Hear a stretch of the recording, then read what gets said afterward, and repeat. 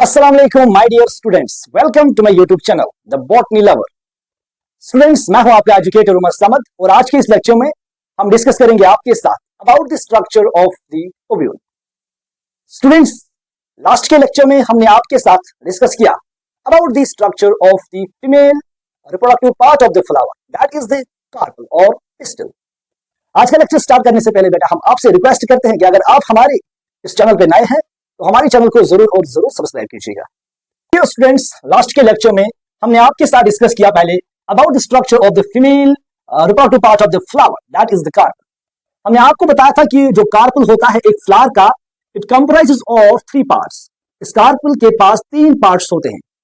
There is an upper part और the top most part which is called as the stigma. Stigma का जो primary role रहता है, it serves as the landing platform for the pollen grains. और इसके बाद होता है स्टिग्मा के नीचे एक elongated cylinder like structure which is called as style. The stalk like structure is known as style. And then at the base there is a basal portion which is swollen, which is bulged, and this part of the carpel is known as ovary. And as far as the sexual reproduction is concerned, this ovary is the most important part of this carpel. Last के lecture में बेटा हमने आपके साथ ये भी discuss किया कि ये जो ओवरी होता है, ये ओवरी के अंदर एक कैविटी होती है। इस ओवरी के अंदर रिजाइड करती है एक कैविटी, जिस कैविटी को हमने नाम दिया था बेटा ovarian cavity. This cavity is known as ovarian cavity, और this cavity is also known as vacuole. और इस ओवेरियन कैविटी के वॉल पे या इस वॉक्यूल के वॉल पे अराइज होते हैं सम cushion-like parenchymatous structures. On the wall of this ovary or on the wall of this locule arise some cushion-like parenchymatous structures, and these structures are known as placenta. These are known as placenta. और इन placenta पे develop हो जाते हैं हमारे आज के special structures, that are the ovules. इन्हीं placenta पे arise हो जाते हैं, डेवलप हो जाते हैं special structures called as the ovules, जो हमारे आज के इस लेक्चर का फोकस रहेंगे। So, my dear students, now we will discuss about the structure of this ovule. This ovule is also known as megasporangium. This ovule is also known as megasporangium. So, we will be now discussing about the structure of the ovule or the structure of the megasporangium. Students, आपको पता है कि जो carpel होता है, इसके पास एक stigma होता है, एक स्टाइल होता है और एक ओवरी होता है। इस ओवरी में बेटा एक कैविटी होती है जिसको हमने अभी लॉक्यूल कहा या ओवरियन कैविटी कहा, जिसके वॉल पे ये प्लेसेंटा अराइज होता है और इसी प्लेसेंटा पे और इसी प्लेसेंटा के ऊपर डेवलप हो जाता है हमारा ओव्यूल और मेगास्पोरेंजियम। सो हमने इस ओव्यूल को अब ड्रा किया है, यहाँ पे बाहर एक बड़ा सा स्ट्रक्चर बनाया है ताकि आपको विजिबल रह सके कि ओव्यूल कैसा है। सबसे पहले बेटा हम बात करेंगे कि यहाँ पे जो प्लेसेंटा है, this is the placenta which is a parenchymatous caution like structure growing on the wall of the ovary और द लॉक्यूल। ये पैरेंकाइमेटस स्ट्रक्चर होता है, क्यूशन लाइक होता है, जिसको हम प्लेसेंटा बोलते हैं। ये इस ओवरियन वॉल पे अराइज होता है। स्टूडेंट्स, ये जो ओव्यूल है ये इस प्लेसेंटा के साथ अटैच रहता है by means of this stalk. This stalk is known as funicle. This is known as funicle. So we may say that जो फ्यूनिकल होता है is a stalk like structure by which the ovule remains connected with this placenta. अब जो बेटा हमारा ovule होता है इसको हम डिफरेंशिएट कर सकते हैं 2 पार्ट्स में। यहाँ पे एक पार्ट जो पूरा पार्ट है यहां से यहां तक, इसको बोलते हैं बेटा main body of main body. और दूसरा जो है बेटा दूसरा है फ्यूनिकल। एक स्टॉक है इसका और एक मेन बॉडी है इस ओव्यूल की। जिस रीजन पे जिस जंक्शन पे ओव्यूल की मेन बॉडी और फ्यूनिकल आपस में जुड़ जाएंगे, that is the junction between the main body of ovule and funicle. That region is known as hilum. So we could define the hilum as the junction or the area where the funicle attaches with the main body of ovule. अब इसके बाद अगर हम बात करेंगे main body of ovule की, centrally जो बेटा ये टिश्यू होता है यहाँ पे, the main body of ovule comprises of parenchymatous mass of cells. There is parenchymatous mass of cells inside this ovule. This parenchymatous mass of cells is known as nucellus. This is known as nucellus. अब जो यहाँ पे female gametophyte बनेगा या embryo sac बनेगा, female gametophyte को ही हम और एक नाम एम्ब्रियो सैक देते हैं। जो फीमेल गैमेटोफाइट होता है या एम्ब्रियो सैक होता है, that will develop inside this nucellus. अब हमारे पास एंजियोस्पर्म्स है, इनमें ब्रॉडली दो टाइप्स ऑफ ओव्यूल्स पाए जाते हैं based on the character of nucleus. कुछ ओव्यूल्स बेटा हमारे पास ऐसे भी है, कुछ ओव्यूल्स ऐसे भी हैं जहां पे जो न्यूक्लियस है वो थिन होता है, जो न्यूक्लियस है बेटा वो थिन होता है, या हम कह सकते हैं इनका जो न्यूक्लियस है वो वन लेयर थिक होता है, दैट इज बेटा वो बना हुआ होता है एक सेल लेयर का। ऐसे वाले ओव्यूल्स जिनका न्यूक्लियस थिन होता है या वन सेल लेयर थिक होगा, ऐसे वाले ओव्यूल्स को बेटा हम नाम देते हैं टेन्यूसिलेट। These ovules are called as tenusilate. न्यूसिलेट। कुछ ओव्यूल्स बेटा हमारे पास ऐसे होते हैं जिनका जो न्यूक्लियस होता है वो मैसिव होता है, इनमें न्यूक्लियस बहुत ज्यादा होता है। ऐसे वाले ओव्यूल्स जिनका न्यूक्लियस बहुत ज्यादा होता है, जिनका न्यूक्लियस मैसिव होता है, ऐसे ओव्यूल्स को हम नाम देते हैं क्रेसिन्यूसिलेट। क्रेसिन्यूसिलेट। तो बेटा हम कह सकते हैं based on the amount of the nucleus हमारे पास ओव्यूल्स दो टाइप्स के हैं, एक है one is the tenusilate where the nucleus is thin or it's one cell thick, और दूसरे ओव्यूल्स बेटा क्रेसिन्यूसिलेट ओव्यूल्स होते हैं जिनका न्यूक्लियस बहुत ज्यादा मैसिव होता है। अब इस न्यूक्लियस को बेटा बाहर से एनवेलप्स कवर करती हैं। इस न्यूक्लियस को या इस न्यूक्लियर टिश्यू को बाहर से होते हैं एनवेलप्स, इस न्यूक्लियस को बाहर से होते हैं एनवेलप्स, या बेटा हम कह सकते हैं इसको बाहर से होती है कवरिंग्स, इसको बाहर से होती है कवरिंग्स। इन कवरिंग्स को बेटा हम नाम देते हैं इंट्यूगमेंट्स, इन कवरिंग्स को हम नाम देते हैं इंट्यूगमेंट्स। यहाँ पे ये जो लेयर्स है बेटा, ये लेयर बेटा, ये लेयर, इनको हम नाम देते हैं इंट्यूगमेंट्स। ये इंट्यूगमेंट्स बेटा प्रोटेक्ट करती है, ये प्रोटेक्ट करती है इस न्यूक्लियस को। इस बेटा यहाँ पे जो न्यूक्लियस होता है ये सेंट्रली लोकेट होता है, न्यूक्लियस इज हियर, और इस न्यूक्लियस को बेटा बाहर से प्रोटेक्ट करती है these coverings or envelopes or which we call as integuments। अब जितने भी एंजियोस्पर्मिक प्लांट्स दुनिया में हमें देखने को मिलते हैं उनके ओव्यूल्स में या आपको एक ही इंटीग्यूमेंट देखने को मिलेगा, या हमारे पास कुछ ओव्यूल्स ऐसे भी हैं जहां पे आपको दो इंटीग्यूमेंट्स देखने को मिलेंगे। तो हम ओव्यूल्स को डिफरेंशिएट कर सकते हैं on the basis of number of integuments. Those ovules बेटा जहां पे एक ही इंटीग्यूमेंट बाहर से न्यूक्लियस को कवर करता हो, उन ओव्यूल्स को हम नाम देते हैं unitegmic ovules. That's unitegmic ovules are those ovules which have single integument. पास ऐसे भी ओव्यूल्स हैं जहां पे न्यूक्लियस को बाहर से दो इंटीग्यूमेंट्स कवर करते हैं। ऐसे ओव्यूल्स बेटा जहां पे दो इंटीग्यूमेंट्स प्रेजेंट होंगे उन ओव्यूल्स को हम नाम देते हैं बाइटेगमिक ओव्यूल्स। Bitegmic ovules. अगर हम बात करेंगे यहाँ पे यूनिटेगमिक ओव्यूल्स की, हमारे पास प्लांट्स का एक ग्रुप है जिसको हम नाम देते हैं सिम्पेटली। सिम्पेटली। सिम्पेटली। सिम्पेटली बेटा ऐसे सारे प्लांट्स को हम बोलते हैं जिनके फ्लावर्स के जो पेटल्स हैं वो आपस में फ्यूज्ड रहेंगे। जहां जहां पे बेटा आपको प्लांट किंगडम में फ्लावर्स के पेटल्स फ्यूज्ड देखने को मिलेंगे, उन फ्लावर्स के अंदर जो ओव्यूल्स होते हैं उनमें आपको यूनिटेगमिक कंडीशन देखने को मिलेगी। दैट इज उन ओव्यूल्स में बेटा आपको एक ही इंटीग्यूमेंट देखने को मिलेगा। हमारे पास अगर हम बात करेंगे बाइटेगमिक ओव्यूल्स की, हमारे पास प्लांट्स का और एक ग्रुप है दैट इज कॉल्ड एज पॉलीपेटली। पॉलीपेटली। पॉलीपेटली बेटा हम ऐसे सारे प्लांट्स को कहते हैं जिनके फ्लावर्स के अंदर जो पेटल्स हैं वो फ्री रहेंगे आपस में। सो जहां जहां पे बेटा आपको प्लांट किंगडम में फ्लावर्स में पेटल्स फ्री देखने को मिलेंगे, उन फ्लावर्स में बेटा जो ओव्यूल्स होते हैं वो आपको बाइटेगमिक देखने को मिलेंगे। दैट इज वहां पे आपको ओव्यूल्स में दो इंटीग्यूमेंट्स देखने को मिलेंगे। और हमारे पास और एक ग्रुप ऑफ प्लांट्स है जहां पे बाइटेगमिक ओव्यूल्स होते हैं that are called as monocots. यहां तक बेटा हम बात कर रहे थे about the majority of cases की। सो हमने यहाँ पे मेजॉरिटी ऑफ केसेस में ये जाना कि हमारे पास ओव्यूल्स ऐसे भी हो सकते हैं जहां पे एक ही इंटीग्यूमेंट प्रेजेंट हो सकता है, दैट इज यूनिटेगमिक ओव्यूल, एंड हमारे पास ऐसे भी कंडीशंस है जहां पे ओव्यूल्स में दो इंटीग्यूमेंट्स प्रेजेंट हो सकते हैं। The condition is called as bitegmic ovule. But बेटा रेयरली आपके पास कुछ प्लांट्स ऐसे भी हैं जिनके ओव्यूल्स में तीन इंटीग्यूमेंट्स प्रेजेंट है। दैट्स बेटा ऐसे ओव्यूल्स भी हमारे पास प्रेजेंट है which are surrounded by three integuments. ऐसे वाले ओव्यूल्स को बेटा हम नाम देते हैं tritegmic ovules. Tritegmic ovules means बेटा ऐसे ओव्यूल्स जहां पे नंबर ऑफ इंटीग्यूमेंट्स तीन होगा। अब हमारे पास कुछ प्लांट्स बेटा ऐसे हैं, लाइक हमारे पास एक प्लांट है इसका नाम आता है एस्फोडिलस। एस्फोडिलस।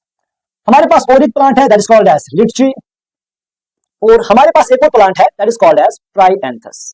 सो हमारे पास ये जो तीन प्लांट्स है एस्फोडिलस, लिची और ट्राइएंथस, इनके ओव्यूल्स में बेटा आपको तीन इंटीग्यूमेंट्स देखने को मिलेंगे। एक्सट्रीम कंडीशंस में बेटा आपको ऐसे भी ओव्यूल्स कहीं भी प्लांट किंगडम में देखने को मिलेंगे, but there are very rare chances जहां पे ओव्यूल्स में कोई भी इंटीग्यूमेंट प्रेजेंट नहीं होता है।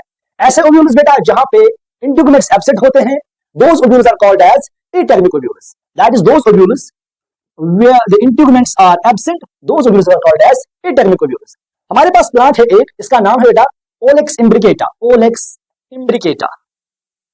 ओलेक्स इम्ब्रिकेटा, दूसरा प्लांट है बेटा दिस कॉल्ड एज टाइकोपेटलम, टाइकोपेटलम, और एक प्लांट है दैट्स बेटा कॉल्ड एज लाइरोइस्मा, लाइरोइस्मा।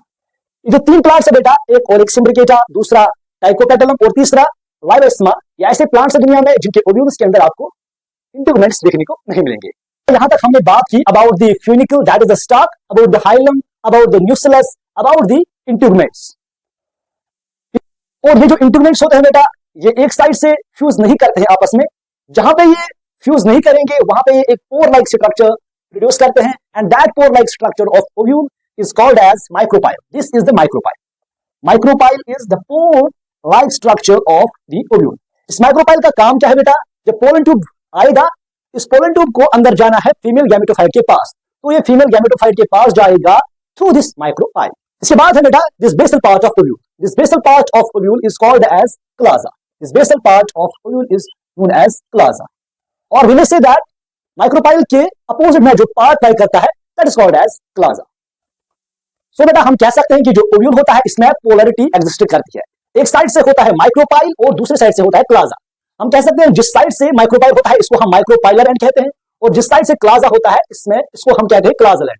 सो हम कह सकते हैं कि ओव्यूल में पोलैरिटी एग्जिस्ट करती है, एक माइक्रोपाइलर एंड होता है और दूसरा क्लाजल एंड होता है। बात करेंगे बेटा इस फ्यूनिकल की। इस फ्यूनिकल में लाई करता है ये वैस्कुलर सप्लाई। ये वैस्कुलर सप्लाई, ये वैस्कुलर सप्लाई रन करती है through this funicle and goes into the main body of the ovule.